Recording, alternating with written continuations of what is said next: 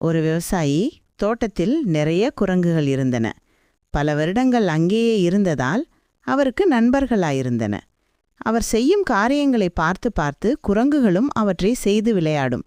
ஒருமுறை அவர் பக்கத்து ஊருக்கு போக வேண்டியிருந்தது. அப்போ அவருக்கு ஒரு ஐடியா வந்துச்சு.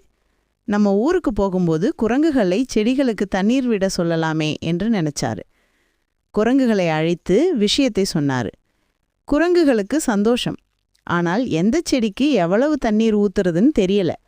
அதனால அவர் குரங்குங்க கிட்ட வேர் பெருசா இருந்தா நிறைய தண்ணீர் ஊத்துங்க, வேர் திரிந்ததா இருந்தா கொஞ்சமா தண்ணி ஊத்துங்க என்று யோசனை சொன்னார்.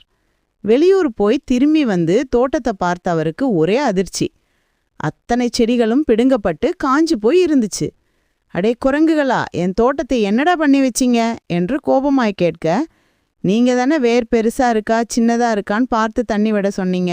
அதனால நாங்க தான் எல்லா செடியும் பிடுங்கி சின்ன வேரா பெரிய வேரான்னு பார்த்தோம் என்றன குரங்குகள். இதிலிருந்து என்ன தெரியுதுன்னா, புத்தி இல்லாதவர்களிடம் பொறுப்பை கொடுப்பது முட்டாள்தனம்னு புரிஞ்சுக்கங்க.